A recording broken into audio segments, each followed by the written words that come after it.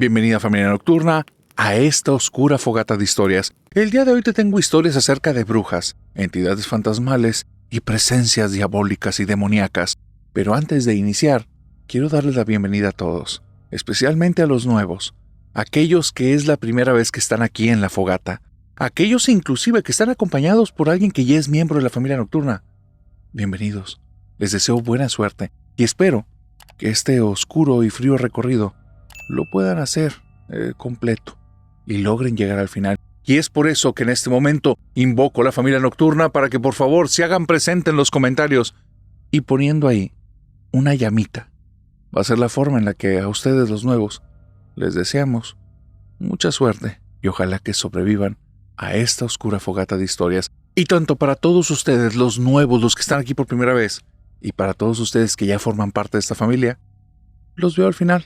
A todos aquellos que sobrevivan. Una vez dicho esto, no tardemos más y comencemos con esta oscura fogata. Buena suerte.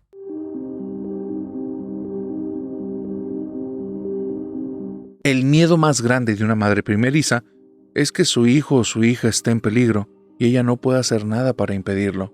Lamentablemente, eso le ocurrió a Fabiola. Y de esa cosa que los atacó, créeme, aunque hubiera estado consciente, no hubiera podido hacer nada.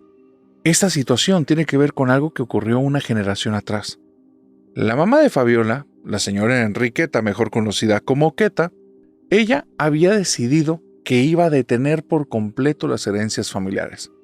La primera herencia que ya no quería que continuara era esa mala elección de nombres. A ella nunca le había gustado su nombre, no le gustaba que le decían Queta, Quetita, Kika. No, ella hubiera preferido cualquier otro nombre, pero Enriqueta no era algo que le gustara. Así es que decidió que cuando tuviera una hija, no le iba a poner un nombre extraño. Y buscó un nombre común, un nombre bonito, y le puso de nombre Fabiola. La segunda cosa es que había decidido que no importara qué pasara en su vida, nunca iba a ser un arte mágica. De nada. No iba a ser ningún tipo de limpia, magia negra, contacto con entidades, pactos, no iba a hacer nada de eso. Porque su mamá se dedicaba a tiempo completo a eso. Y era una persona temida. Cuando ella tomó su decisión, la señora Queta y su mamá se enemistaron, y se enemistaron fuerte. La señora Queta buscó un refugio en una religión, y brincó de una iglesia bautista a una evangélica, de una evangélica a una luterana, de una luterana a una ortodoxa, donde encontrara una iglesia que le abriera las puertas. Ella estaba ahí una temporada. Más que estar buscando a Dios, estaba buscando huir del diablo. Era lo que ella decía. Directamente ella decía que en algún momento de su vida vio al diablo a los ojos y no lo quería volver a ver, y que esas cosas que hacía su madre ella no estaba de acuerdo, que ella quería detener esa herencia. Cuando tuvo a Fabiola a la luz de sus ojos, todo estaba hecho. Tenía sentido que hubiera tomado esa decisión años atrás. No importaba la enemistad con su mamá. La vida de su hija iba a ser mejor. Y sí, porque Fabiola comenzó a tener una vida bastante normal. Bastante normal. No tenía nada que ver con cuestiones de magia, con cuestiones de invocaciones, con magia negra o limpias, nada de eso. Ella estaba cultivando el saber. Le pedía a la señora Queta que se dedicara de tiempo completo a la escuela, que iba a ser una profesionista en un futuro, que si más adelante estaba con un buen hombre, entre los dos iban a formar un hogar, pero si no le tocaba estar con un buen hombre no importaba, ella no lo iba a necesitar. Ella iba a forjar a una mujer hecha y derecha. Y la señora Queta, como te puedes imaginar, era una mujer de armas tomar. Enemistarse con la familia en esos tiempos no era cualquier cosa. La educación que empezó para Fabiola era para que no sufriera lo que ella sufrió, que tuviera más herramientas que ella. Sabía que la vida no era fácil y que afuera había muchos juicios y había muchos prejuicios, y si en algún momento se enteraba de su pasado, quería que tuviera el carácter para hacerle frente, para que supiera que sí, que venía de una familia de brujas aunque ya no practicara nada, y que en algunos lugares le iban a ver con malos ojos. Pero la vida fue avanzando y Fabiola no se enteró de nada de esto nunca. Jamás preguntó por qué no tenía contacto con la abuela. Para ella, muy probablemente la abuela había fallecido. Se quedó con esa idea. Como desde pequeña nunca la conoció, no fue algo que tuviera dudas ahí. No era una persona tan curiosa, era una persona muy entregada al estudio. pero no era tan curiosa, no era tan preguntona. Era una persona aplicada, muy obediente.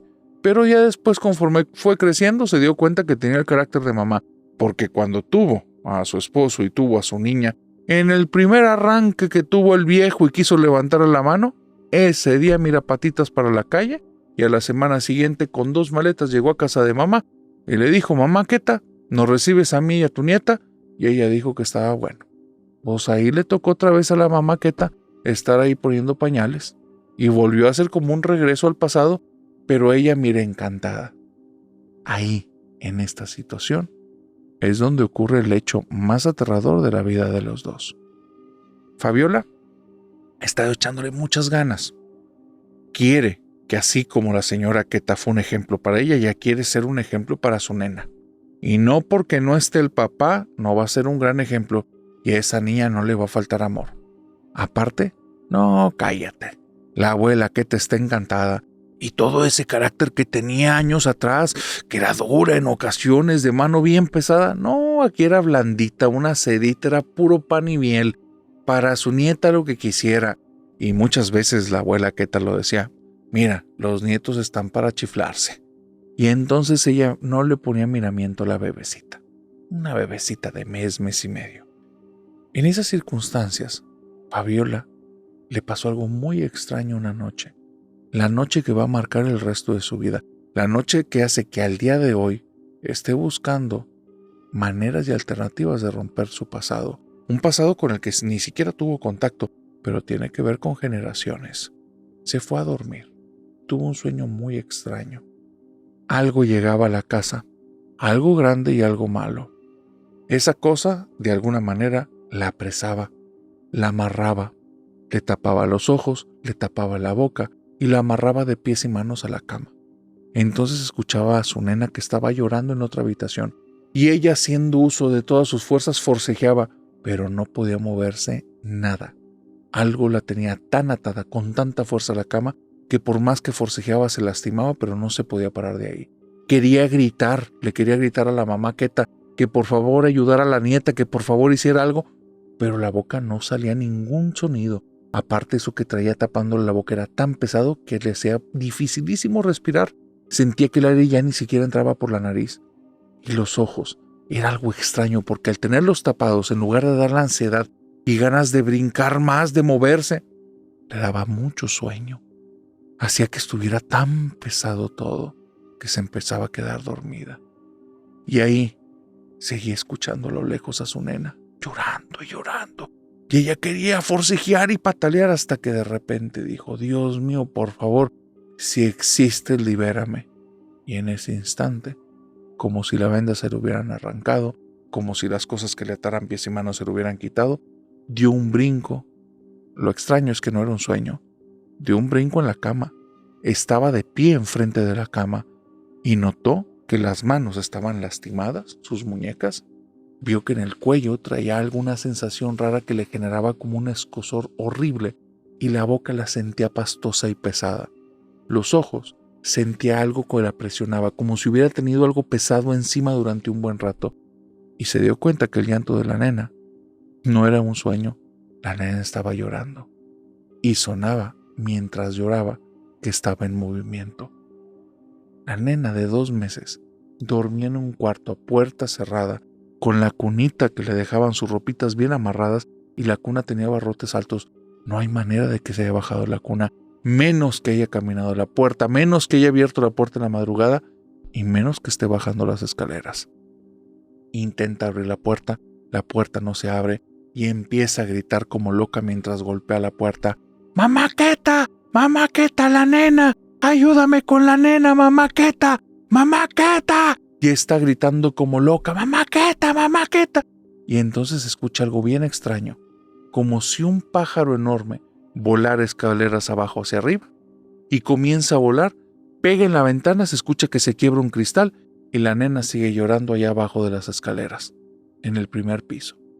Después de que sonó ese cristal que se rompió, ni siquiera ocupó mover la puerta se dio y se abrió solita sin que ocupara mover el pomo. Se quedó impactada. Sale de la habitación, el corazón lo tiene agitadísimo, tiene mucho miedo, está angustiadísima por la nena. quiere bajar corriendo, pero sabe que si hace eso, tal vez si la nena está en medio de las escaleras, la va a atropellar, le va a caer encima. Entonces intenta bajar con el mayor cuidado posible y a mitad del pasillo se topa a mamá que está saliendo de la habitación y le dice: la nena, ¿dónde está? Mamá Queta, ¿por qué no te levantaste? Te estaba diciendo, cállate la boca. ¿Dónde está la nena? Y ella dice: ahí, la escucho abajo, yo no la escucho, dime dónde está. Y entonces comienzan a ir las dos y ella le empieza a decir: mamá, ahí está, la escucho abajo. Y donde llegan abajo, el primer piso, le dice: ¿dónde la ves? Y dice: ¿qué te pasa, mamá? ¿No ves? ¿No escuchas? No, sí te escucho a ti, sí te veo a ti, pero la nena no. Me cegaron para que no la pueda ver, para que no la pueda seguir. Tú me debes de guiar. ¿Dónde está la nena? La agarra de la mano la mamá Queta sin entender qué está pasando. Fabiola va caminando y entonces escucha que la nena está en una habitación y cuando está a punto de entrar, le dice la mamá Queta: te están engañando a ti también, ahí no está la nena. Espérate. Vuelve a escuchar. Dice: se cambió de habitación el llanto. No se cambió, está en el otro. ¿Dónde está? La escucho allá, mamá, en el comedor. Vamos para allá. Y cuando llegan al comedor, justo en la entrada de la casa, está la nena envuelta en un montón de colchas, ahí, puesta al lado de la puerta. No hay manera que haya bajado ahí, porque estaba envuelta en un montón de colchitas. Alguien la movió en la casa. ¿Qué? ¿Quién sabe? Pero esa noche fue una noche muy larga, no solo por el susto y el alivio, sino porque mamá Queta tuvo que explicarle un linaje del cual nunca le había hablado a Fabiola y del que al día de hoy Fabiola se tiene que hacer cargo, porque desde ese día hay cosas que buscan a su nena, pero que también quieren tener contacto con ella, cosas oscuras, cosas engañosas, cosas que parece que alguien hace mucho tiempo invocó y vienen ahora a divertirse con personas que ni la deben ni la temen. ¿Qué crees que es eso que fue a visitaros en la noche en la casa de Fabiola y la mamá Queta?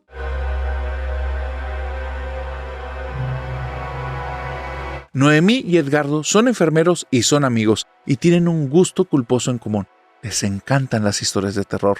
¿Y sabes qué? A los dos les han pasado cositas, así es que se pusieron a competir quién tenía la historia más aterradora. Algo real, algo que verdaderamente les hubiera pasado.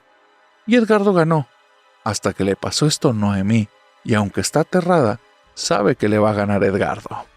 Noemí es enfermera y tiene un gran amigo, que es Edgardo. Él también es enfermero. Y ellos dos tienen como ciertas pláticas muy cómplices en las que cuentan historias de fantasmas. Les encanta. Trabajan en un hospital ya desde hace unos 6-7 años. Y es un hospital pequeñito, apenas tiene 3 pisos. En el primer de los pisos no hay pacientes, es prácticamente la recepción y es el lugar en el que están como las emergencias, pero propiamente no son los cuartos de pacientes, es el lugar en donde reciben a la gente. Segundo y tercer piso es cuidados como normales, cuidados intermedios, y en el tercer piso son las emergencias, son cuidados intensivos, personas delicadas, cuestiones que tienen que ver con personas en aislamiento. Esta distribución es bien importante porque es bien extraño que es en el primer piso donde en un hospital tan pequeño le han dado espacio a tener una capilla. Y es una capilla como de religiones múltiples. Solo tiene un altarcito, unas banquitas y normalmente dejan velas prendidas.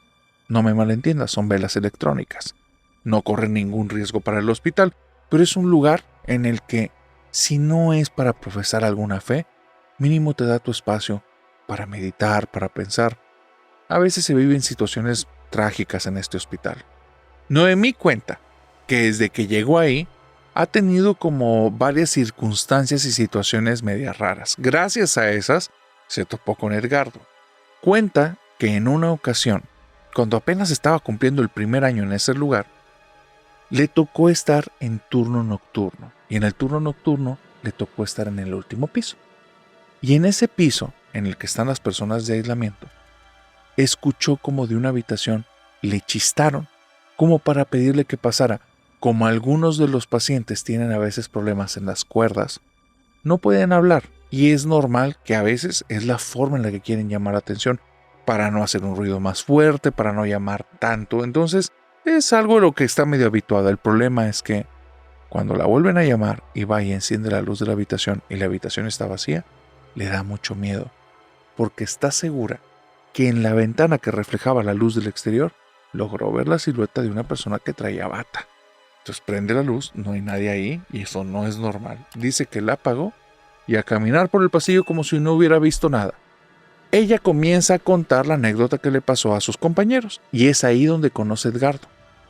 Resulta que este chico es soltero y este chico ya tiene bastantes más años trabajando en este hospital.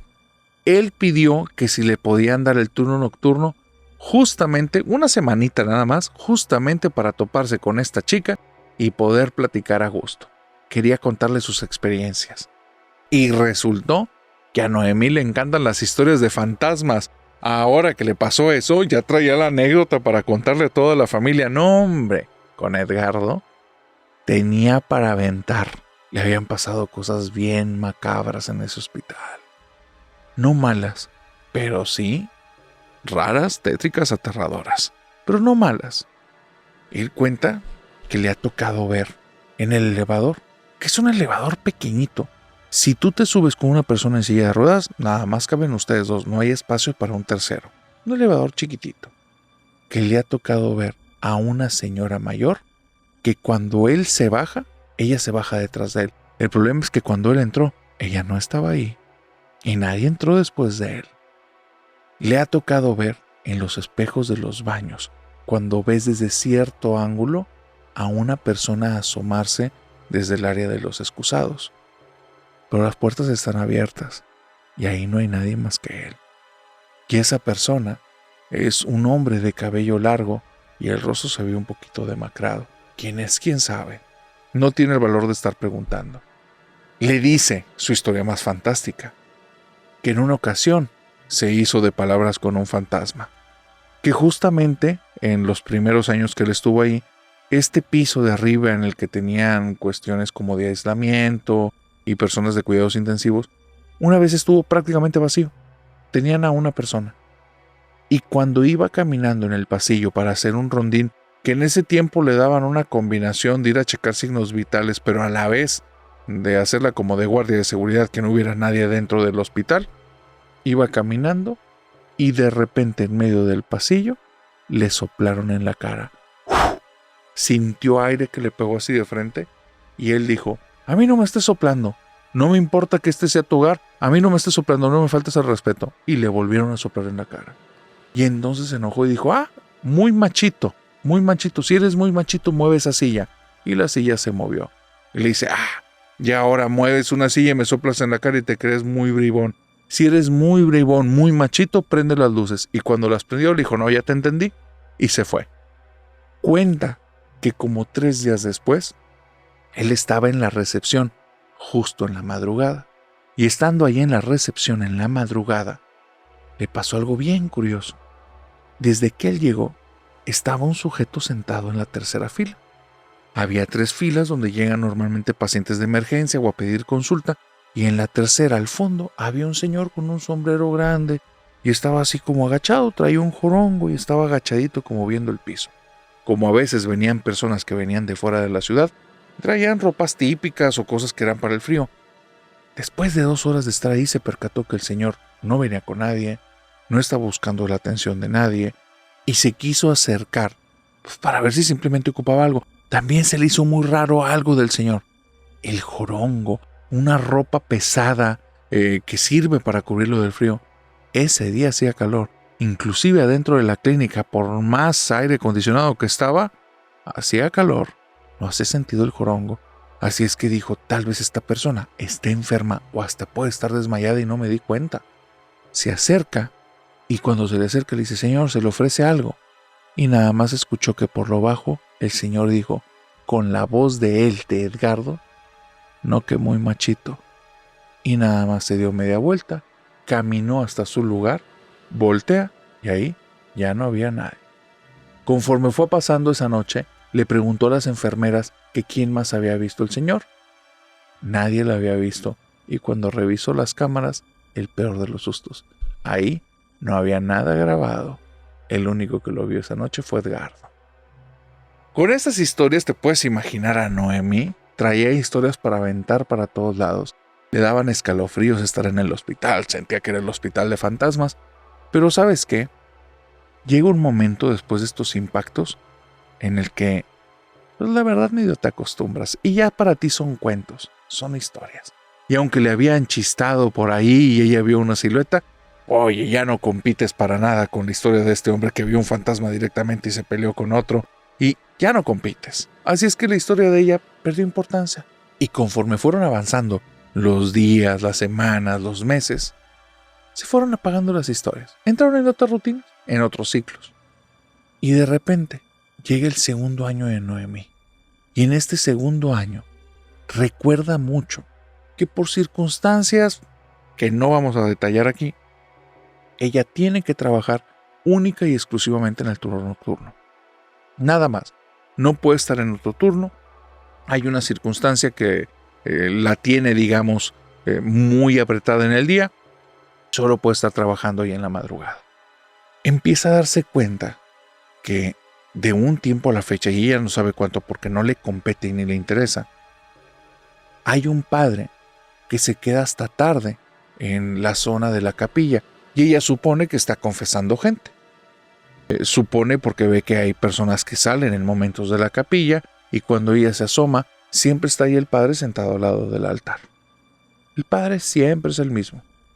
Un sujeto de cara redonda, lentes también redondos y en la parte de arriba de la cabeza le falta ya bastante cabello. El sujeto se ve un tipo como de estos rostros amables, pero es todo. Ella le mueve la cabeza hacia abajo y le regresa el saludo y es todo. Avanzan los primeros meses del año y llega un momento en el que ella llega tarde al turno nocturno.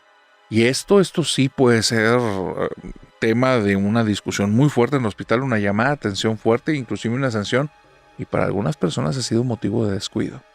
Especialmente como ahí que está lleno el área de cuidados intensivos e intermedios. No puedes llegar tarde a tu turno.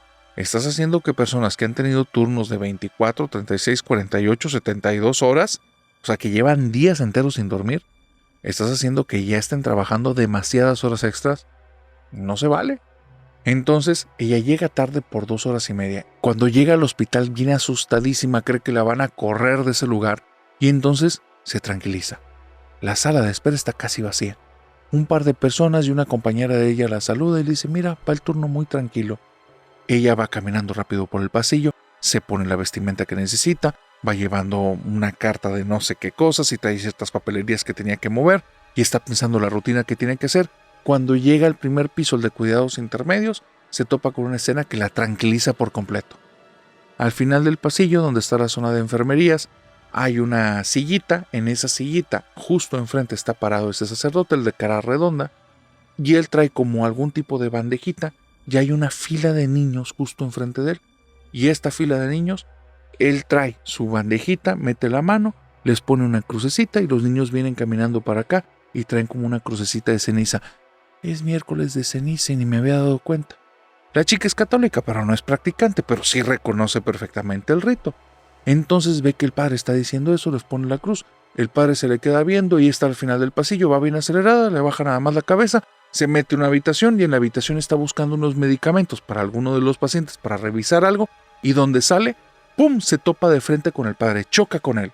El padre no se mueve, se pega de frente, ella va agachada así y se pega la cabeza contra el pecho del padre, ve toda la ropa negra y donde está levantando la cabeza, nada más siente el pulgar del padre que se lo pega a la frente y le dice: del polvo vienes, en polvo te convertirás.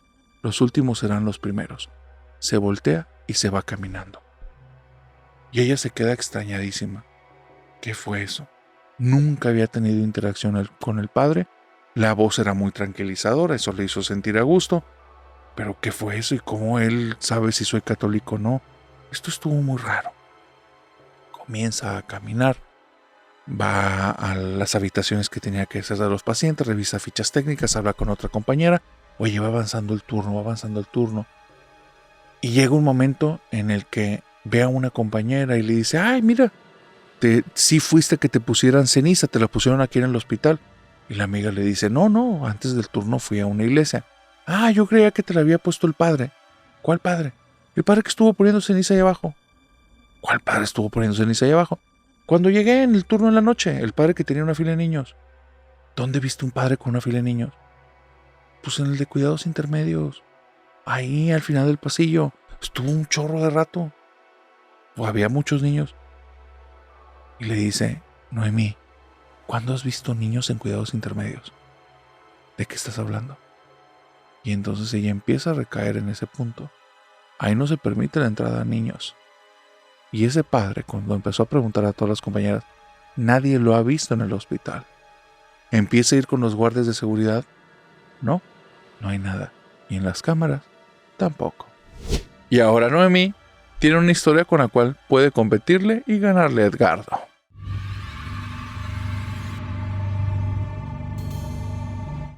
Esta historia me la manda Marlene. Y me dice que ella recuerda perfectamente el día en el que comenzó a destruirse su familia. A veces pensamos que la destrucción es cuestión de segundos, pero las peores de las destrucciones son aquellas que son lentas, en las que comienza algo que comienza a ser irreversible y poco a poco empieza a desmantelar y destruir todo eso que valoras, todo eso que aprecias. Y lamentablemente, esa es la historia de Marlene y su familia. Al día de hoy, prácticamente nada más queda ella, porque aunque aún hay miembros vivos, familia como tal ya no es. Y tienes que entender que lo que ella vivió, más allá de una tragedia normal, es una tragedia absolutamente paranormal. Marlene vivía con su mamá, su papá y su hermano George. Mamá y papá se habían ido a otro país a buscar mejores oportunidades de vida. No sé exactamente las circunstancias porque no es el tema. Lo que sí es importante saber que el trabajo que tenía el papá y la mamá, porque ambos estaban trabajando, no era un trabajo tan bien remunerado. Así es que necesitaron buscar una casa que estuviera como adecuada a sus necesidades, no tanto en la cuestión de espacios, sino más bien en la cuestión de economía, algo que sí pudieran pagar. Y aquí es donde esto se empieza a complicar mucho, porque la ciudad en la que los habían contratado y por medio de la cual pudieron brincar ese país era muy cara. Lo único que alcanzaban para 4 personas dentro de la ciudad en una zona céntrica era un cuarto, así como lo escuchas, algo que le llaman muchas veces loft, un espacio prácticamente sin paredes, abierto, pero no por ser un loft, las dimensiones son grandes. Los cuartos que conseguían en esa ciudad eran pequeñitos. Para una persona ya hubiera sido algo apretado, para 4 era imposible. Se iban a matar si estaban ahí, iba a ser algo totalmente asfixiante, un infierno. Y su papá y su mamá eran personas prudentes. Sabían que si ellos hacían un sacrificio, podía hacer que sus hijos tuvieran una mejor vida. Y desde ahí comenzaron a expandirse en su búsqueda. Bueno, salgamos de la zona céntrica y vayámonos un poquito más lejos, aunque sean 30 minutos al trabajo en vehículo, porque en la primera locación era caminando como lograban llegar. Ahora es en vehículo y son 30 minutos, está bien. El costo es altísimo, los espacios prácticamente son iguales. No hay opciones. Las casas que les gustan, las casas que sí les funcionan, están casi 4 veces arriba del valor de lo que ellos pueden pagar. No hay forma, no hay manera. Bueno, salgamos un poquito más a la periferia. Están el doble. Un poquito más, 1 hora y 20 minutos para ir al trabajo todos los días, casi 2 horas para regresar. 2 camiones de ida, 2 camiones de vuelta. No, es 1.5 arriba del valor de lo que ellos pueden tener. Estás hablando que por $700 al mes no les alcanza. Si llegan a quedarse en esa propiedad, lamentablemente va a faltar comida en la mesa. Lamentablemente los estudios, cualquier cosa que les pida la universidad, no va a ser viable que puedan pagar nada. Y si ya con el estilo de vida que están buscando van a tener algo de deuda, aquí van a tener mucha deuda y muy poco estilo de vida. Así es que ni siquiera 1 hora y media es opción. 2 horas, 20 minutos es donde logran conseguir casas, que ahí cambia totalmente la realidad. El lugar en el que consiguen, para que te des una idea, son 6 habitaciones. El terreno es tan grande, pero tan grande, que cabrían ahí fácilmente 5 o 6 casas de buen tamaño. Es un terreno enorme. A nadie le interesan esas casas. Son casas abandonadas desde hace décadas. No están en las mejores condiciones, pero por cuestiones de ley tienen que estar en ciertas condiciones para poder ser rentadas, entonces son habitables. Pero no se parece nada en lo que vieron en la ciudad. Es algo muy campirano. Es algo muy cercano a la naturaleza porque después de ese perímetro enorme que tienen, como un gran jardín y patio, después de eso hay nada. Árboles, sembradíos, durante casi 1,5 kilómetros, 2 kilómetros, hasta la siguiente casa. Es muy extraño porque no tenía la tecnología en ese entonces, pero si hubieran volado un dron, tal vez no hubieran rentado ese lugar en particular. No era que fuera más barato que los demás, Ya estaban tan lejos de la ciudad que era el precio promedio. Pero si hubieran volado un dron, se hubieran dado cuenta de algo muy extraño. La casa parecía que era el epicentro de algo, el epicentro de la muerte, porque alrededor de la casa, por cerca de unos 100 metros, 150 metros, no había vida alguna. Se veían árboles, pero parecían ya petrificados.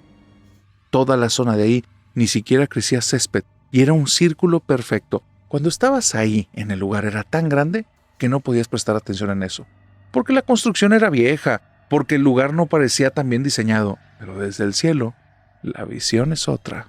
Cuando llegan a esta nueva casa, Marlene es una chica en ese momento, una mujer de 15 años, que está viviendo su adolescencia y aunque es una etapa difícil para ella porque cambió de país, no hay nada de sus amistades, vive a más de 2 horas de la ciudad. Alrededor de su casa no hay nadie. La posibilidad de que haga amigos, para ella, es en números negativos. Son números muy rojos. Va a estar sola. En esta aventura le va a tocar vivirla ella con ella y nada más.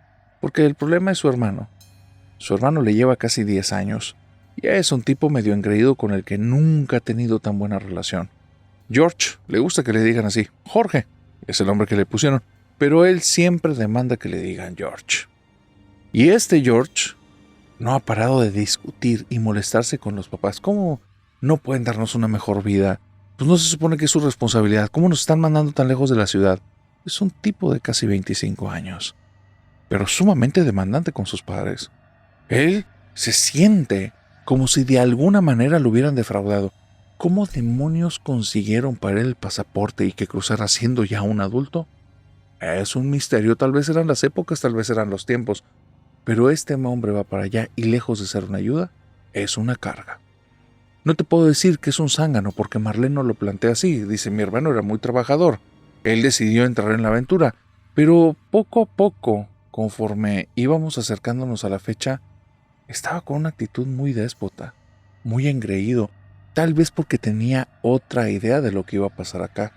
Él le hablaba a sus amigos, estando allá en nuestro país, acerca de lo bien que le iba a ir, en la casa en la que iba a vivir, y lo increíble y que iba a ser la vida en este primer mundo, y donde volteó a ver una ranchería, bastante más campirana que como nosotros teníamos nuestro hogar en nuestro país. Creo que eso le impidió mandarles fotos, postales o sentirse orgulloso, e hizo que se pusiera insoportable. Él y yo nunca nos llevamos bien, siempre fue una persona media engreída para mí, y Marlene se plantea a sí misma como una persona muy tranquila. Para ella era muy consciente que si sus papás se estaban alejando del centro, era quitando todas sus comodidades. Así es que ella supo que le tocaba callarse, que su parte iba a ser hacer que las cosas fueran más sencillas. No era que no supiera hablar, pedir las cosas, exigir, no. Era que era muy consciente que no era la única que se le estaba llevando mal. Lamentablemente, le tocaba vivir en mucha soledad. Vuelvo a decir, a esa edad, ella se sentía sin tantos recursos y sentía que no iba a tener amigos, entonces tenía una sensación de soledad interna muy fuerte y en la casa, aunque era un lugar enorme, se sentía sola. Pero hubo algo le pasó a Marlene. Marlene es chaparrita, tiene el cabello castaño rojizo, la piel blanca, blanca, blanca y parece como si fueran hermanos adoptados porque George tiene la tez morena y el cabello totalmente oscuro. Mientras Marlene es chaparra, George es bastante alto, mide casi 1,85, casi rumbo al 1,90. Marlene, por lo general, no es curiosa. Es una persona que llega, ve un lugar y lo que hay. Pero aquí hay una diferencia enorme. La casa tenía algo. La casa tenía su propia personalidad. Es lo que recuerda Marlene. Marlene me comenta que recién llegó a la casa, sintió que la casa le invitaba a andar por sus pasillos. y se dio cuenta que la casa era muy extraña. El terreno era circular, o era la forma que se veía, pero tenía una barda media cuadrada y era muy raro, porque ella decía, yo me paraba y sentía que tenía como una curvatura, pero se veía una barda cuadrada. ¿Por qué tenía la sensación que era una curvatura? No sé, pero para mí era claro que el terreno era redondo, aunque la barda fuera totalmente cuadrada. Dentro de la casa no te dabas cuenta por fuera, pero la casa era un cuadrado completo, cada uno de los pasillos, pero había una habitación que era redondeada. No entiendo cómo embonaba eso, y después era muy raro. Eran 4 pasillos, narrador. Tú entrabas en la área principal por la puerta y era el final de un pasillo. Ahí justamente conectabas como si fuera una L. De tu lado izquierdo era un pasillo largo, de tu lado derecho era otro pasillo largo. Al final de cada uno se abría como otra L y formaban un cuadrado. Al centro estaban las habitaciones, incluyendo la sala, incluyendo el comedor. Para mí no tenía sentido, era muy raro. Era como andar por un pasillo con una pared de un lado, puertas del lado derecho, unos eran habitaciones, otros eran baños y otros eran como salas de estar. Nunca había estado en un lugar tan grande porque las habitaciones eran grandes, el baño era grande, todo era grande, pero la distribución era muy rara. El cuarto circular era el más raro. Cuando lo abrí me dio una vibra muy fea, no me gustó, era una sensación extraña. Y lo peor, narrador, era que tenía una ventana que daba al centro de la casa. Era el único cuarto con ventanas. Como todos los cuartos estaban hacia adentro, ninguno tenía ventanas. Eran cuartos oscuros, solo tenían luz eléctrica. Pero ese cuarto, aparte de ser redondo, tenía una ventana que daba al centro de la casa que no se podía ver por ninguna otra forma. Y en el centro de la casa había un árbol bastante grande que tenía un par de hojitas por ahí, pero al mismo tiempo parecía como si estuviera podrido. Me daba nada más de verlo una sensación tan desagradable, era como si esa cosa estuviera viva y viéndome, que cuando entré casi pego un grito, me aguanté, me salí de ahí, cerré la puerta y me aprendí bien. No te metas en el pasillo de atrás, en la de en medio. Esa puerta está prohibida, se siente horrible. Me la aprendí desde ese día, que ni por error un día en la noche me voy a confundir a abrirla porque quién sabe qué me voy a topar. No soy una persona creyente en cosas paranormales, o no lo era hasta esa casa. Pero es que en serio, al entrar ahí, te dabas cuenta que ese cuarto tenía vida propia. Ese cuarto tenía algo. Y la casa te invitaba a explorar. Yo no hubiera explorado esa casa si no era que sintiera esa invitación, a que fuera conociendo sus recovecos, sus lugares, y toda la sensación, la principal, venía de esa habitación. Pero ahí sí no sucumbí. Era una sensación horrible. Primero me pusieron la habitación que estaba al lado de esa. Yo les pedí a mi papá que por favor no, que inclusive si me dejara dormir en la sala yo estaba más feliz, pero que yo no iba a estar cerca de ese cuarto. Y no le quería decir por qué. Yo nada más le decía que como la casa está un poquito rara, que no iba a poder dormir. Yo estaba habituado a poner mi cama en cierta manera. Puras tonterías, narrador. Me inventé puras mensadas. Lo que quería era que no me pusieran al lado de ese cuarto. George empezó a cambiar. Y no para bien. Ya era insoportable. Apenas iban mamá y papá desde las 4 de la mañana, tenían que salir para llegar temprano al trabajo. Y George estaba desde apenas salir el primer rayo de sol a criticar el lugar, a buscar a sacarme plática, pero para hablarme cosas mal de mí o de papá o de mamá. Entonces yo lo empecé a evitar. Conforme fueron avanzando las semanas, George era totalmente insoportable hasta que de repente me di cuenta que lo estaba haciendo a propósito. Estaba siendo insoportable para que no me acercara. Me di cuenta que andaba muy tranquilo y pensativo, y cuando apenas me veía, empezaba a decir cosas negativas. Y dije, me está escondiendo algo, me quiere lejos. Así que lo empecé a espiar, narrador. Comencé a hacer como si no estuviera ahí, no le sacaba plática, no hacía ruido, no le llamaba la atención. Me ponía en las esquinas de los pasillos, me sentaba en el piso, me ponía a leer o escribir algo, como si estuviera buscando algún lugar en la casa, que te repito, los cuartos no tenían ventanas, los pasillos sí. Entonces era la excusa perfecta, es como si tuviera luz ahí, luz de día, y por eso estaba en esa zona. Él no me decía nada cuando estaba de esa forma. Yo realmente le estaba prestando atención. qué era lo que estaba haciendo, porque en ese tiempo casi no salía de la casa.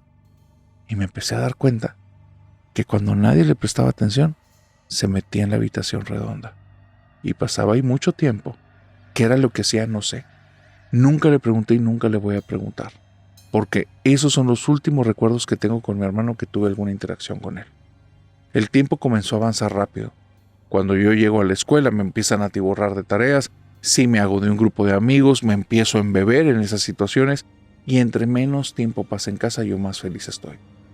Y me doy cuenta, casi 6 meses después, que prácticamente no sé nada de mi hermano, que ha envejecido muchísimo y aparte de eso, no ha conseguido trabajo.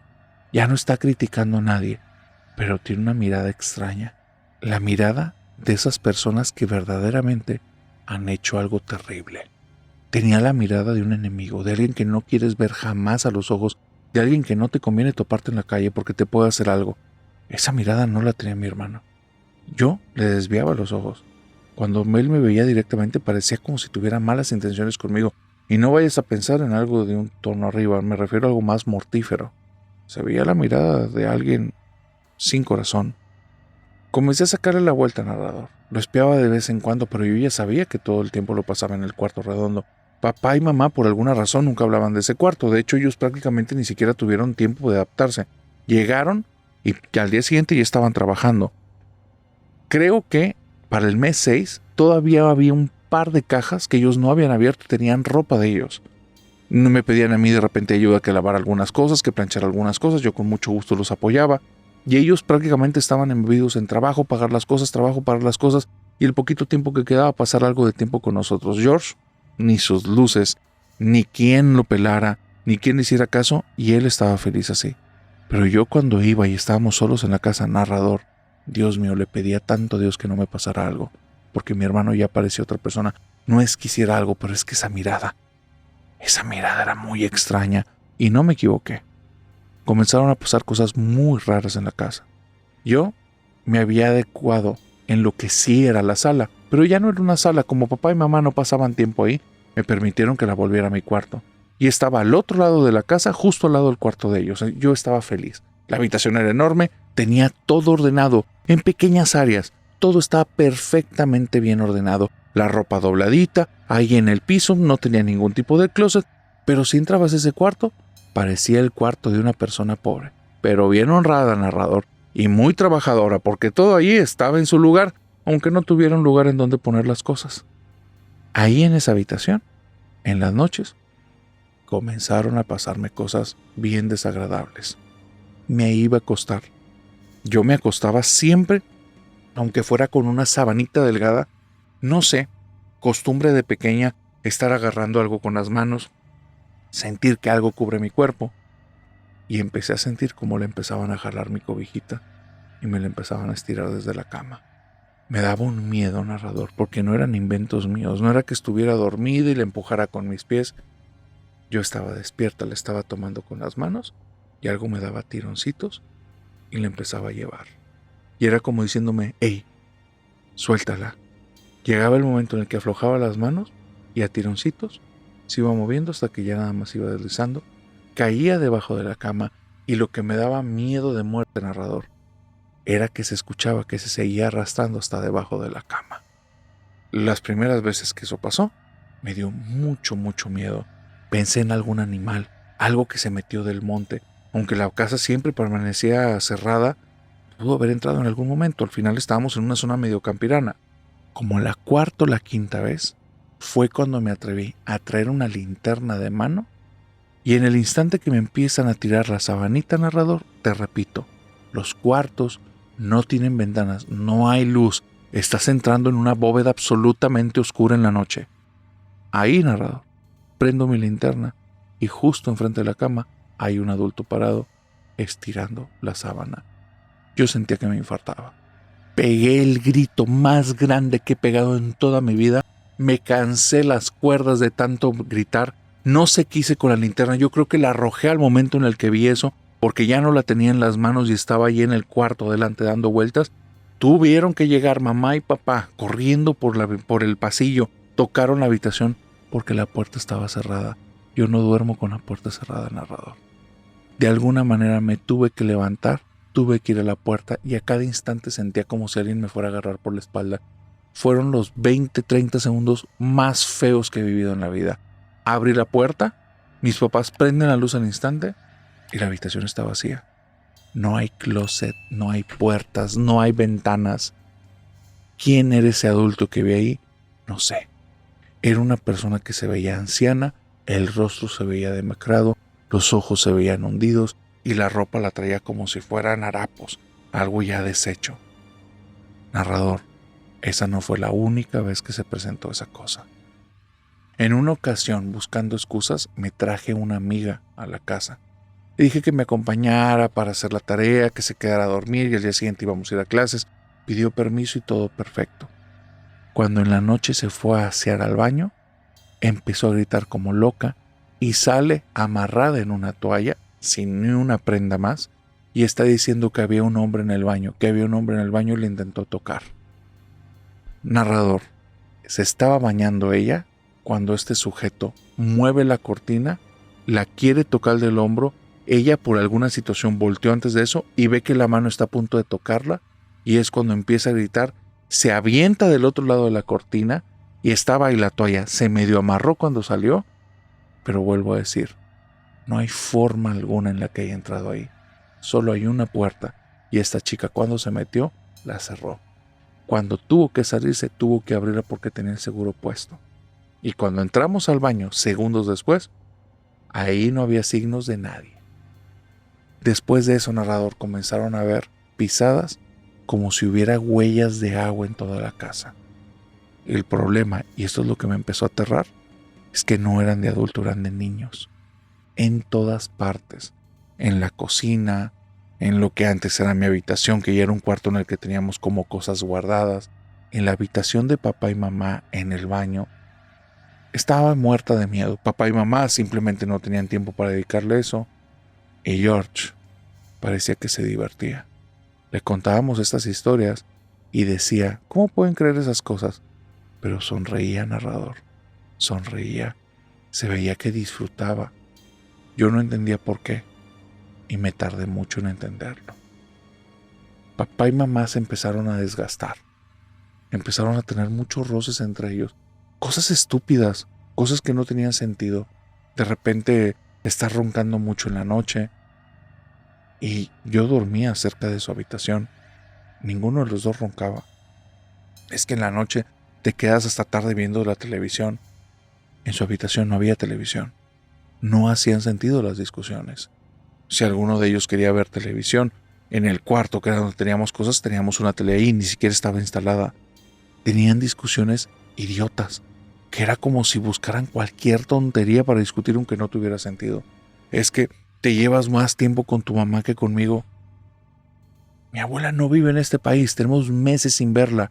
Y tenían ese tipo de discusión y yo dije, están locos, están jugando una broma. Y cuando intentaba intervenir en eso, narrador, era como si no me conociera. ¿Tú qué? Tú ni eres de esta familia, ¿de qué estás hablando? Y yo no entendía qué era lo que les estaba pasando. Y George, allá, viendo a lo lejos, sonreía. No sé en qué momento exactamente fue. Creo que fue después del primer año o a la mitad del segundo año, por ahí. Un día en la madrugada, yo ya me había habituado que me espantaban en esa casa. En 2 ocasiones me habían tirado del cabello. Había voces en mi habitación, narrador. Pero yo te creo cuando dices que uno se acostumbre porque de alguna manera me acostumbré a eso. No te quiero decir que me dejó de dar miedo. En ningún momento me dejó de dar miedo. Pero ya era parte del día a día. No me quedaba de otra. No tenía dónde irme. Tenía 15, 16 años en ese entonces. Un día de esos, estaba harta. Estaba fastidiada. Ya no quería estar ahí. Papá y mamá se lo estaban llevando horrible. Y yo veía que en cualquier momento se iban a divorciar. George tenía más de un año de no tener trabajo. Nunca estaba allá en la casa. La habitación, esa circular, permanecía cerrada.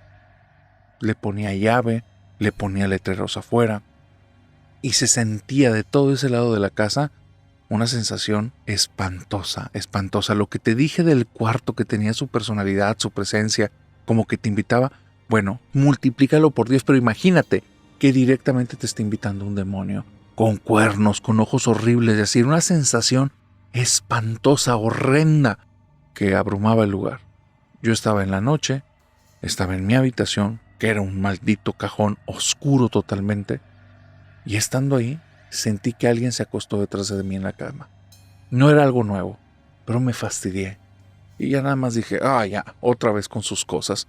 Me paré de la cama con los ojos cerrados porque era la forma más fácil que tenía de recorrer ese cuarto controlando mis miedos.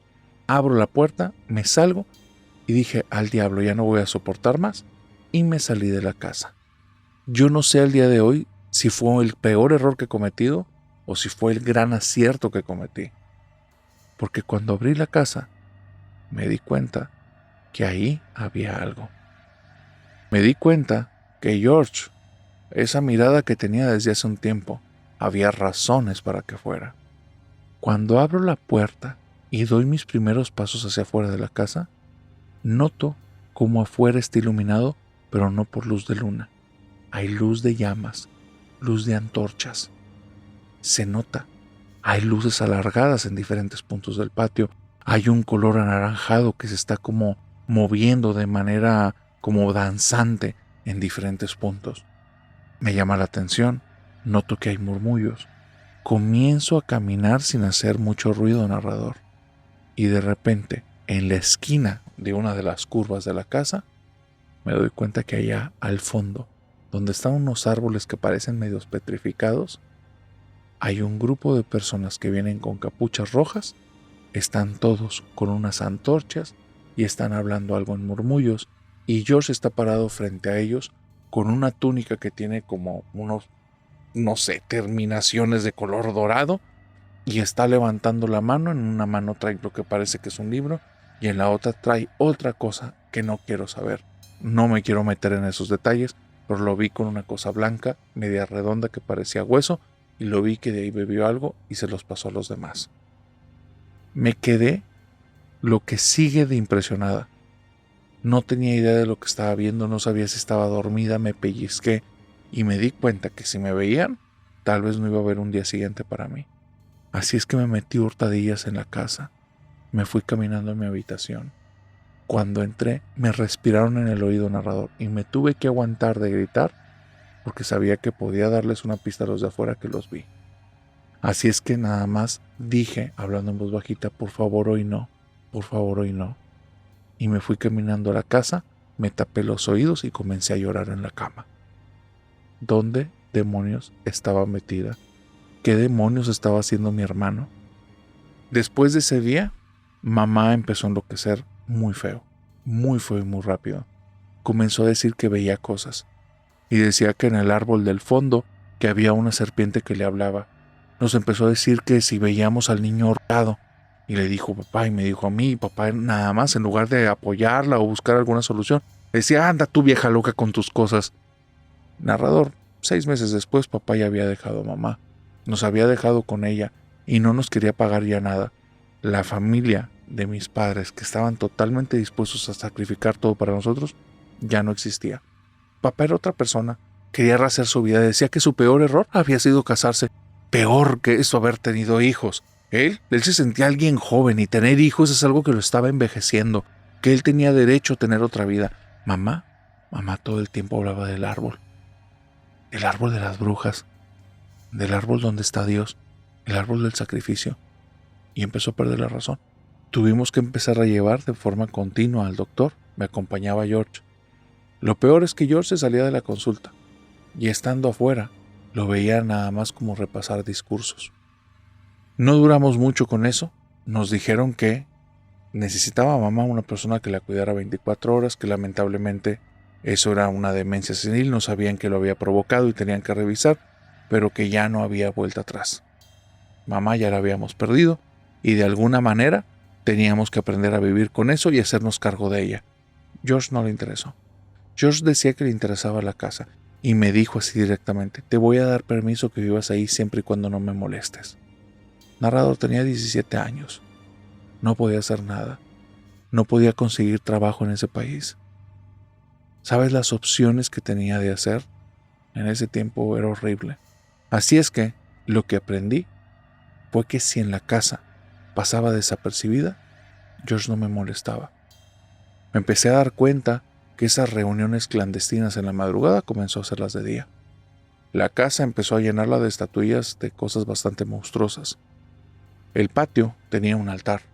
Ese patio en el que mamá que decía que era el árbol de Dios, el árbol de las brujas, el árbol del sacrificio, era el lugar donde George hacía la mayor parte de sus reuniones. En la casa había muchas personas narrador. Y George les había prohibido que mientras yo no estuviera con una túnica que jamás me hablaran, que hicieran como si no existiera, que si alguien me ponía una mano encima, les iba a ir peor que a mí. Narrador, yo vivía bajo la amenaza de ese maldito. Estuve esforzándome como no tienes idea. Buscaba todas las excusas que podía para conseguir trabajos de verano, trabajos en cualquier lugar que fuera un turno nocturno, todo lo que me alejara de la casa que antes fue de mis padres, que estaba rentada y la siguió rentando mi hermano, y de la presencia de ese maldito maniático. Para mí era lo mejor. Me enteré, porque apenas cumplí 18 años, me largué de ahí y fue para no volverlo a ver. Me enteré que tuvo una hija y que después de tener a su hija, él quería dejar todo pero no podía. Y aquí te va, narrador, pequeñas cosas que me fui enterando por el tiempo. Y estas cosas no me las enteré con él, porque yo al día de hoy no hablo y no quiero saber nada de él y espero no volvérmelo a topar nunca. Y no me interesa conocer a su familia y no me interesa saber nada de él. Y si cambio para ser mejor persona, al demonio. Mínimo conmigo las puertas están cerradas y conmigo ya no hay nada que hablar. Papá, en las pocas ocasiones que lo he visto, porque mi papá, lejos de rehacer su vida, la mandó al carajo. Dejó de tener empleos formales, cayó en la bebida, cayó en el alcohol, empezó a tener diferentes parejas que no tenían mucho sentido que tuviera esas parejas y se veía que él estaba totalmente confundido. Su vida poco a poco se fue hundiendo y en esas pequeñas visitas que tuve, porque no fue algo que frecuentara mucho, él me contó que si conocía a la hija de mi hermano y después me dijo que la hija estaba embrujada, que la hija veía cosas y después comentó que todo el problema era la casa. Lo que me enteré, narrador, a grandes rasgos es que George sí estaba al frente de algún tipo de culto satánico, demoníaco, no sé con detalles, pero él no lo inició. A él lo inició la casa.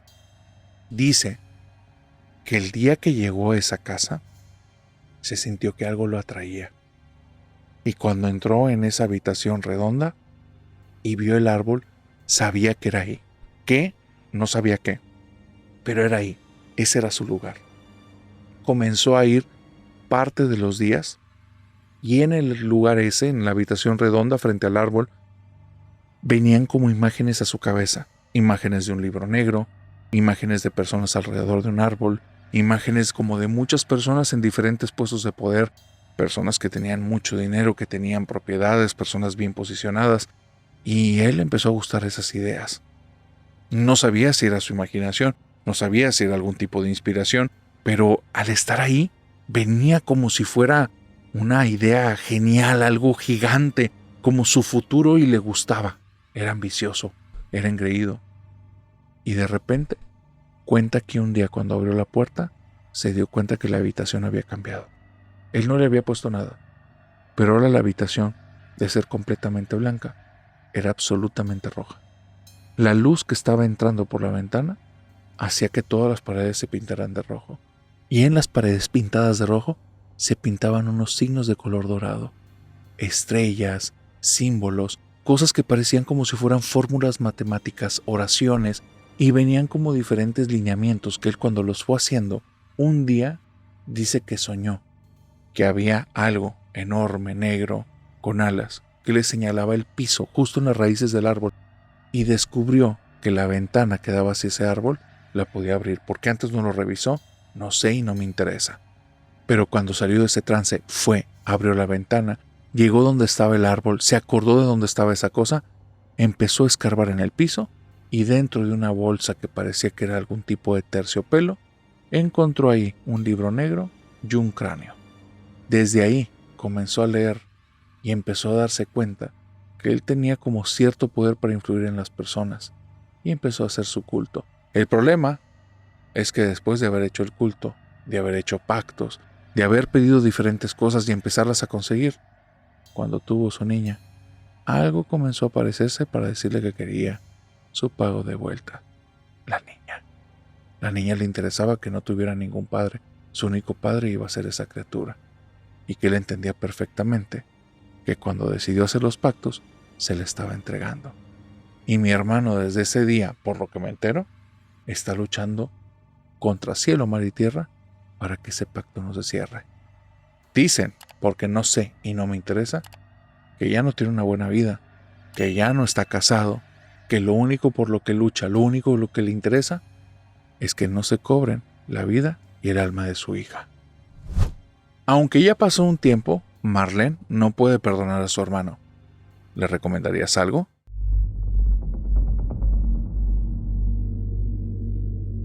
Esa historia que estoy a punto de contarte te va a gustar.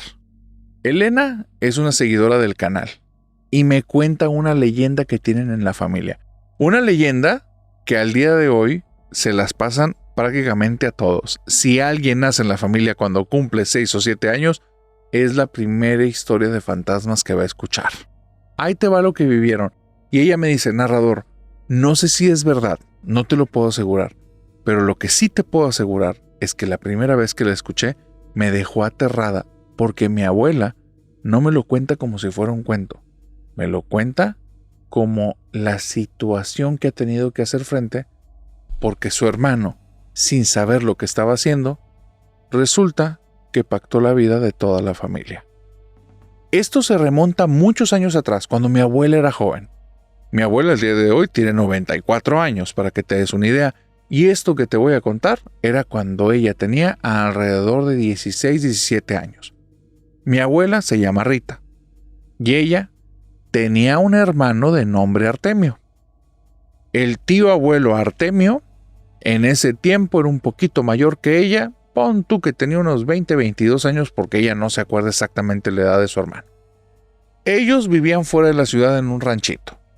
Y en este ranchito tenían como que cierto sentido del humor en el que Artemio, digamos que era el más aventado, el que se aventaba las bromas más pesadas, el que decía los comentarios que hacía que todos se rieran. Y todos decían, ay Artemio, qué ocurriente eres. No hombre, qué bárbaro, ¿cómo se te ocurrió decir eso? Pero es que a Artemio le gustaba ser como inapropiado, decir lo que nadie se atrevía. Y todos se lo tomaban a juego. Decía eso sí, que a todos les sacaba carcajadas. Pero Artemio siempre andaba buscándole como que el granito negro. Lo peor, lo que nadie se atreve a decir, lo que todos le sacan la vuelta. Y hubo una ocasión que pasó algo ahí en el rancho. Aparecieron un par de gallinas negras muertas y empezaron a decir que les estaban haciendo brujería. Y de ahí se dio cuenta el Artemio que todos le tenían miedo a la brujería y dijo, de aquí soy. Comenzó a hacer un montón de bromas, que de brujas, que de brujos, que de brujería. Y veía que cada vez que decía, oye, y no te chupó la bruja, y soltaba una carcajada, primero la gente se ponía como que muy arisca a la defensiva.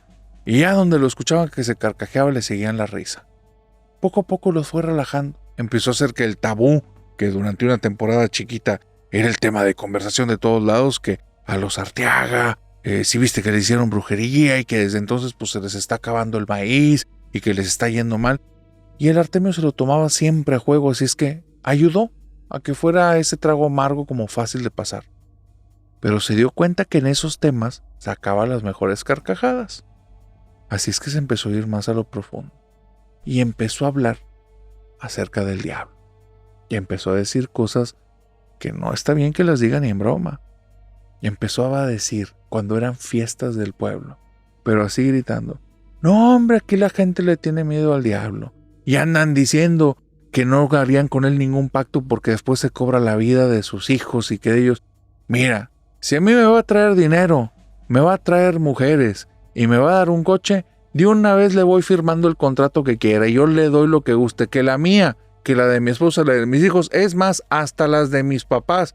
Y volteaba a ver a sus papás y les decía, pues ustedes me van a dar un carro, ¿verdad que no? Pues ahí entonces todos me entienden. Y soltaban todos la carcajada, pues decían, viejo irreverente, está bromeando, está jugando. Pero se transformó en algo recurrente. De repente, sin sentido, desde tempranito, y aunque ya no fuera fiesta, iba y tocaba puertas y de repente, oiga vecina, ¿cómo está?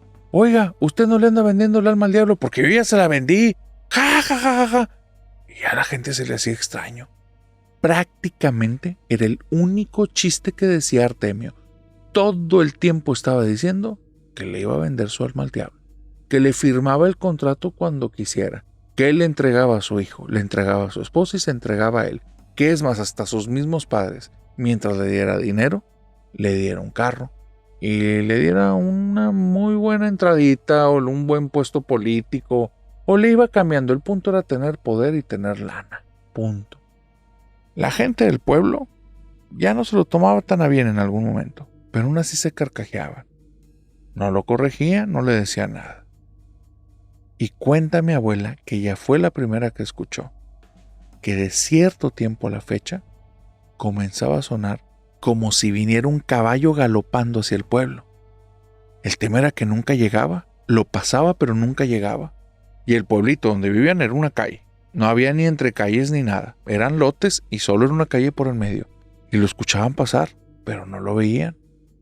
Hubo varios vecinos que venían desde fueras y venían a veces caminando, a veces a caballo, y decían que se topaban con algo bien feo, que al lado del camino habían visto a un caballo negro de ojos rojos, muy grande, más grande que cualquier caballo que hubieran visto, y que iba un jinete, un charro, y que ahí se les quedaba viendo. Y más de alguno llegaba a decir, y creían que era broma, que andaba preguntando por Artemio. Resulta que Artemio se empezó a esconder en la casa, porque él empezó a escuchar al jinete. Se salía y se asomaba y no veía nada, y escuchaba que pasaba cerca de él, y decía que le decían al oído, Artemio. Se empezó a sentir mucho miedo el Artemio. El problema viene cuando, pasando los meses, se enamora el tío, no se casa, pero digamos que sí pone manos a la obra, y 9 meses después ya es papá. Y en el momento en el que tuvo a su nena, le empezaron a tocar la puerta en la noche en la casa. Y empezaba a escuchar que alguien le hablaba afuera. Artemio, Artemio, lo que me prometiste. Y dice la gente del pueblo que no se atrevían a salir, que todos escuchaban y que alguno se llegó a asomar y había un jinete negro afuera de la casa de Artemio. Que solo fue una ocasión en una fiesta de pueblo que Artemio, estando ahí para relajar las cosas ya con su niña y con su esposa, volvió a decir, ¿qué me anda buscando el diablo? No me va a ofrecer lo que le pido. Y que vieron llegar ahora sí a un jinete con caballo negro, se bajó, se le paró de frente y traía una bolsita, un saquito así, y le dijo, con esto tienes y te sobra, si lo quieres o no. Y que Artemio nada más fue por su esposa, por su niña, y empezó a decir, Diosito Santo, perdóname, Diosito Santo, perdóname, no sé lo que estaba diciendo, eran bromas. Se metió en su casa y ya. Dicen que el Artemio casi no salía, se volvió alguien miedoso, ya no decía bromas, porque el jinete lo andaba buscando. Esto me dice Elena, narrador. Mi abuela Rita nos contaba esa historia, pero si le vieras la cara cuando nos lo contaba, mi abuela no era de contar historias, pero nos contaba esa historia y terminaba diciendo que su hermano Artemio murió muy joven y en compañía de toda su familia, y todo eso a culpa de andar haciendo bromas a quien no debía, porque con el diablo no se juega. ¿Y tú? ¿Te atreverías a jugar con el diablo?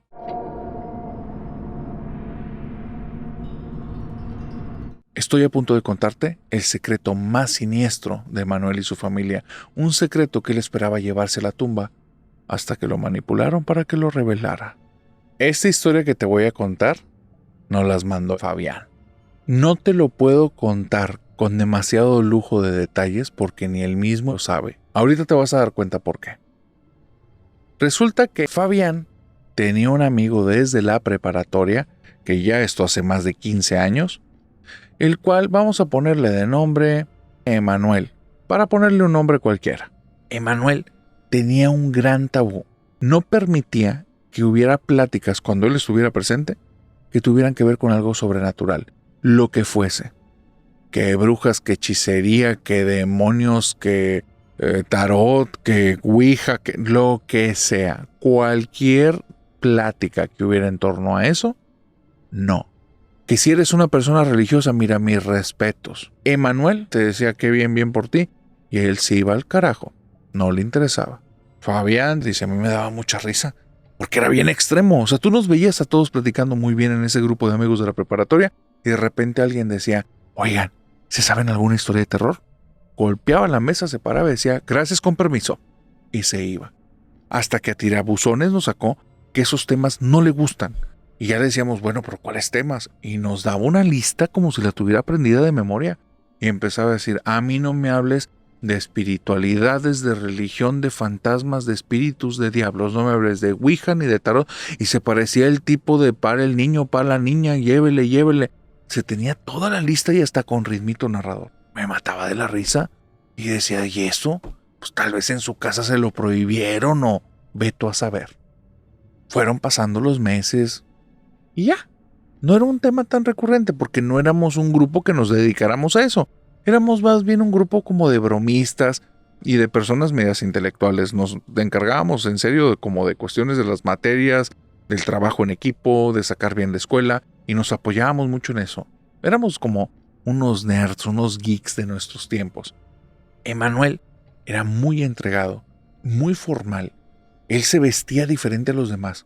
Parecía como si lo hubiera enseñado a vestirse una persona de más de 100 años. O sea, de repente llegaba con corbatita a la escuela, hazme el fregado favor. Si todos estábamos en la preparatoria felices porque no había código de vestimenta, se habían acabado los uniformes, y este tipo llegaba como si fuera a dar algún tipo de prédica en alguna iglesia. Raro. Él llevaba un peinado con un apartado por en medio, el cabello relamido, pegadito. Se veía raro, o sea, te hubiera dado risa porque sí desencajaba totalmente de los demás. No iba ahí, parecía más como un actor haciendo un papel que como una persona real. Pero no estaba actuando, él era así. Nosotros no nos metíamos mucho, era inteligente, muy inteligente el Emanuel. Y pasaron los años y seguimos siendo muy buenos amigos. No era el más platicador, no era el más ocurrente, pero era una buena persona. Cuando a alguien se le ofrecía algo, mira, Emanuel iba a estar ahí, tú lo sabías. Si Emanuel ocupaba algo, nadie le pensaba dos veces. Él, como era bien buena onda con todos, todos éramos bien buena onda con él. Nunca le jugó algo malo a nadie, nunca habló mal de nadie. Era un tipo bien correcto. No te puedo decir que era el alma de la fiesta porque no lo era, no te puedo decir que todos lo amaban porque tampoco. Pero el grupo de amigos que fuimos de preparatoria, aunque después nos deshicimos, todos seguimos teniendo contacto con el Emanuel. Bueno, cuando pasaron 10 años es lo que ocurrió que estoy a punto de decirte. Hicimos una reunión de los de preparatoria 10 años después. El qué nos había pasado, el ahora en qué estás tú, a qué te dedicas, ¿no? Y bueno, pues de todas las historias bonitas, historias trágicas, el de repente llegar, oye, ¿por qué no está tal y cual? Pues fallecieron, y que un accidente, y que una enfermedad, y golpes de realidad donde te das cuenta que no eres eterno, y 10 años después, pues tenemos la suerte los que estamos aquí de seguir estando. Pero algunos sí, oye, bien mal, económicamente mal, uno en la cárcel, situaciones duras. Chicas que en la preparatoria se embarazaron, no se cuidaron después y llegaban con sus 4 o 5 hijos a la reunión, y todos los demás, oye, a lo mucho un bebé, algunos, la mayoría solteros, personas que habían avejentado tremendamente y no parecían de nuestro grupo, parecían los papás de los de nuestro grupo. Ahora 10 años después, te podrás imaginar la escena. O sea, personas que ya estaban encanecidas, todo el cabello, o personas que ya no tenían nada de cabello sobre la cabeza, y en un estado físico que se veía que el deporte no era lo suyo. Lejos de burlarme, era darme cuenta que el tiempo no había pasado en balde. Ya había dejado marcas, y marcas fuertes. Había personas que se veían más jóvenes que el tiempo de preparatoria, hazme el fregado favor, pero muchos no. Muchos no es así. A mí me tocó poner el desorden narrador. La verdad, así fue la cosa. Ya estando ahí, viendo que se hizo un silencio un poquito incómodo porque hablaron de este sujeto que lamentablemente terminó en la cárcel por malas decisiones que fue tomando a lo largo del camino, que en su momento fue un capitán de fútbol americano y todos lo tenían como el popular. Pues bueno, en ese momento Fue como si hubieran quebrado un cristal ahí y era incómodo hablar. Y dije, aquí es. Aproveché el silencio y les dije, a ver, ya que Manuel está aquí, porque acababa de llegar y tenía unos 10 minutos. Y ahora sí, mira, somos adultos, no te nos vas a escapar. Alguien aquí tiene historias de fantasmas. Y Emanuel pega en la mesa, se levanta y me voy detrás de él y lo siento. No, señor. Estaba bien en la preparatoria que hicieras tu berrinche. Pero aquí ya eres un adulto, papá. Aquí ya trabajas y ya nada de que te dan miedo estas cosas. Es más, explícanos por qué. Y entonces Emanuel dice, déjame ir, y está haciendo fuerzas. Y yo le digo, ¿qué te sientes, carajo? Pues si nada más son cuentos. No. Yo me voy. Yo no me voy a prestar a eso. Y vuelve a hacer como que se va a parar. Y yo vuelvo a hacer que lo siento. Y veo nada más que se enoja, pero se enoja. Se pone rojo. Y aprieta los puños. Y pega en la mesa y dice, con un carajo. No voy a estar aquí si se ponen a hablar de eso. Me voy. Y entonces ya le dije, oye, espérate, estoy jugando. No, en serio, si no quieres que hablemos de eso, no te pongas así. Dice, pues te estoy diciendo, pero no me dejas. No, tranquilo.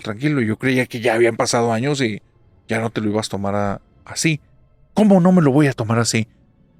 Pues Emanuel, nadie entiende por qué le sacabas la vuelta al tema. ¿Por qué no te gustan las historias de terror? Y nada más me dijo algo, narrador, que me acuerdo de su cara y me acuerdo de sus palabras y me retumban los tímpanos, porque se me quedó bien de los ojos y me dijo, porque son verdad, son por lo que no me gustan. Y yo me le quedé viendo como de qué demonios me estás hablando. Y le dije, ¿pero que son verdad qué? Las historias que ustedes dicen no son cuentos, son verdad. No, hombre, Manuel, no digas estupideces, o sea, son cuentos, son cosas que se inventaron, que ustedes no las hayan vivido, no las hacen cuentos. Son verdad. Y a mí no me gusta recordar las cosas que viví. Así es que si van a hablar de eso, no me cuenten. Narrador, se transformó esa noche en mi misión. Dije, no me voy de aquí si no nos cuenta su historia este canijo. Me las jugué todas. Me puse a persuadirlo, lo que yo habría aprendido en ventas, dije, aquí van, a decirle argumentos contra argumentos, el por qué sí, por qué no, si el grupo de confianza, que si sí, que si no, que si verdaderamente confiaba en nosotros, que nos dijera que no se valía tenernos en ascuas, que aparte el conocimiento que él hubiera adquirido de esas cosas nos podía prevenir a nosotros porque lo tomábamos a juego y que no se valía que entre amigos hiciéramos eso. Y donde dije, ahí le pegué en su fibra sensible. Sentir el que era una mala persona con nosotros no se lo permitía. Y fue donde le cambió la cara. Dijo, no lo había visto así. Dice, pues nos estás dejando desprotegidos, Emanuel. Y yo era un canijo, o sea, yo quería que me contara la historia, si es que lo manipulé. Y se lo dije así directo. Fabián me dice, mira, narrador, no me siento culpable el día de hoy, porque lo que escuché ahí, lo que escuché esa noche, el mundo lo tiene que saber. Es la historia más rara y no he escuchado algo así en tu canal, así es que ahí te va lo que me contó Emanuel. Emanuel comenzó diciendo algo que estaba muy duro como de digerir. Sí saben ustedes que yo no tengo papás. Y todos nos volteamos a ver. Nadie lo sabía, narrador. No nos habíamos puesto nunca a darle vueltas al hecho que no nos invitaba nunca a su casa, que jamás nadie iba a recogerlo a ninguna parte, que nunca mencionaba ningún tipo de familia. Emanuel es esa persona como que pasa desapercibida y nadie se involucra tanto con él, pero está ahí presente. Nadie sabía de esa historia ni sabía de su vida. Y entonces él sigue diciendo, yo soy huérfano y soy adoptado. Yo nada más vivía con una señora, la señora Alma, pero esa señora nunca fue mi mamá. Y esa señora me hacía cosas. Esa señora me usó. Por eso sé que sus cuentos no son cuentos. Porque en la casa de ella era la casa de las pesadillas. Ahí pasaban. Narrador, mientras nos iba contando todo esto, el ambiente en la casa se sentía diferente, pero diferente en serio. Y Emanuel era como si tuviera una regresión. Ya no era un adulto de 20 y tantos años, no era un muchacho de 15, era alguien más pequeño. Nos empezó a decir, yo viví en un orfanato hasta los 7 años. Y un día llegó una pareja. la señora Alma y un tipo alto que lo presentó como su esposo. Ni me acuerdo porque no era verdad, no era su esposo. La señora Alma comenzó a ver a unos niños, empezó a platicar con otros y apenas me vio, volteó con él y le dijo, él es nuestro pequeño, él me recuerda mucho a Agustín. Nunca supe quién era Agustín, narrador, estoy seguro que era otra de las mentiras de esa mujer. No sé qué papelería hicieron, no sé si pagaron, si me sacaron de ahí de alguna manera. Para mí era un sueño. Para mí iba a estar con unas personas que, como se mostraron ahí, mínimo me iban a tratar bien, y como venían vestidos, no iba a vivir tan mal, eso esperaba, que no me golpearan, porque ahí el trato era bastante salvaje a veces. Cuando llegué a casa de la señora Alma, que esto fue como un mes después de esa visita, apenas crucé la puerta, este hombre se dio la media vuelta, ella le dio un fajo de billetes y él se fue. La señora me dijo, deja ahí tus cosas y desnúdate. Yo me quedé impactado. ¿Cómo? Quítate la ropa, te estoy diciendo. Me quité la ropa ahí porque no supe qué hacer. Entonces ella trajo una vela de color rojo y empezó a rociarme con cera caliente en los hombros, en la cabeza, mientras iba diciendo algo y me marcaba con algo que tenía como un circulito con unos polvos blancos, me marcaba en diferentes puntos. Terminando me dijo, vete a tu habitación y espérame así en tu cama. Llegué a mi habitación, no había ropa en ninguna parte y estando sin ropa me acosté en la cama. Entonces ella llegó junto con otras 3 personas y dijo, ¿qué les parece? Y dijeron, está bien, ¿cuánto tiempo lo vas a tener? El tiempo que él se permite estar aquí. Desde ese día, narrador, la señora me daba dinero, me daba libertad para hacer lo que quisiera, pero todos los sábados tenía que pasar ahí el resto de la tarde con su grupo de amigos. A veces me subían en una mesa y estando arriba de la mesa empezaban a ponerme diferentes símbolos en el cuerpo y empezaban a hablar en idiomas que yo no conozco. Desde que empezaron a hacer eso, yo empecé a ver cosas. Empecé a ver cosas raras. Empecé a darme cuenta que en los espejos a veces se veía más de lo que logras ver en una habitación normal. Por medio del espejo se reflejan cosas que no deberían de estar ahí.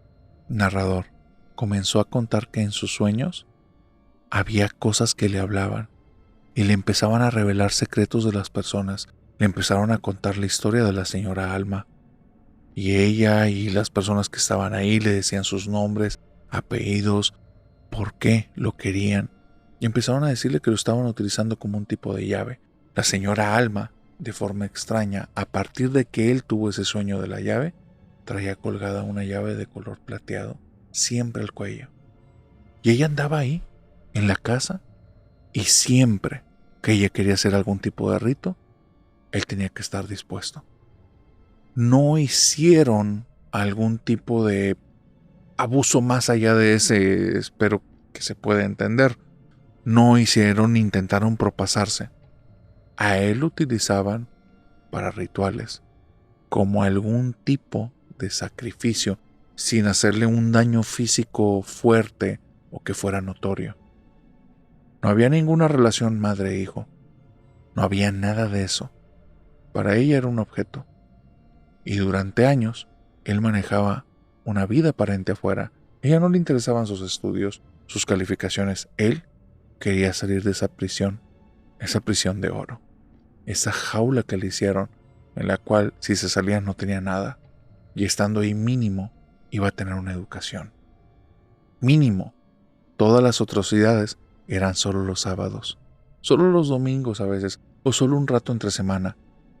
Pero el resto del tiempo, aunque fuera en apariencia, era libre. Eso hasta que comenzaron las marcas. Comenzaron a aparecer sombras en la habitación, sombras que se le acercaban y empezaban a tocar el cuerpo y cuando lo tocaban le dejaban marcas como si lo estuvieran quemando. Cuando en su habitación llegó en la noche y empezó a escuchar conversaciones en un lugar en el que no había nada, tomó un espejo y empezó a moverlo a todas partes y vio a 3 niños muertos. Verlo con una mirada malévola, eso le heló la sangre. Y se dio cuenta que ahí estaban pasando más cosas de las que él podía soportar. Fue y habló con Alma, le dijo que tenía miedo, y fue la primera y única vez que Alma lo abofeteó y le dijo: no tienes derecho a quejarte, acepta tu realidad. Alma se dio media vuelta y se fue. Emanuel tenía prohibido para sí mismo escuchar de estas cosas porque se dio cuenta que mientras bloqueara su cabeza y cerrara todos sus pensamientos, los alejaba un poco, hacía que estuvieran un poco más distantes, pero cuando se abrían estos temas alrededor de él era como si fueran un par de puertas enormes que se abrían al 100%, y entonces toda su realidad se volvió una pesadilla. La casa de Alma era la casa de las pesadillas. Cada uno de los pisos que había en esa casa tenía algo peor. El piso de arriba maloliente, sombras que parecían putrefactas, cosas que dejaban huellas en el piso y en las paredes. El problema es que nadie más lo percibía, solo él. El grupo de Alma lo tomaba como guía, le ponía una soga al cuello y les decía que los guiara en la habitación en la que apareciera tal o cual cosa que nadie más podía ver. Era como si fuera un perro, como si fuera algún tipo de esclavo. No abusaban más de eso porque no les interesaba abusar en otro aspecto. Pero Emanuel conoció lo podrido que puede estar el corazón humano. Conoció la soledad estando rodeado de gente y aprendió que muchas de esas historias de fantasmas y demonios no son cuentos. Para él, lamentablemente, era una oscura verdad que tenía que enfrentar a diario. ¿Y tú? ¿Qué hubieras hecho en los zapatos de Manuel?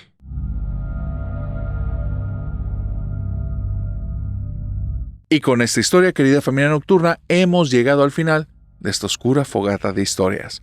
Ahora sí, a todos los que sobrevivieron de una a esta fogata, háganmelo saber en comentarios. Y aquellos que su primera vez que sobreviven, pongan ahí: es mi primera vez que sobrevivo a la fogata. Una vez dicho esto, familia nocturna, háganse presentes, porque todos aquellos que pongan que es su primera vez, denle la bienvenida a esta familia poniéndoles una lunita como respuesta. Y una vez dicho esto, por favor suscríbanse y denle a la campanita para que la familia nocturna sea cada vez más grande. Y si estás escuchándonos en Spotify y Apple Podcast, por favor suscríbete y danos las 5 estrellas, porque este año queremos llegar al primer lugar. Y si te suscribes y nos das las 5 estrellas, cada día vamos a estar un poco más cerca. Ahora sí, nos vemos en el Sábado de Sombras. Este sábado a las 12 horario de México, vamos a tener el Sábado de Sombras, ya sabes, el directo aquí desde YouTube, y para las plataformas de Apple Podcasts, Spotify, lo vamos a subir terminando aproximadamente 2 horas después. Ahora sí, bonito fin de semana y que tengas dulces pesadillas. Bye bye.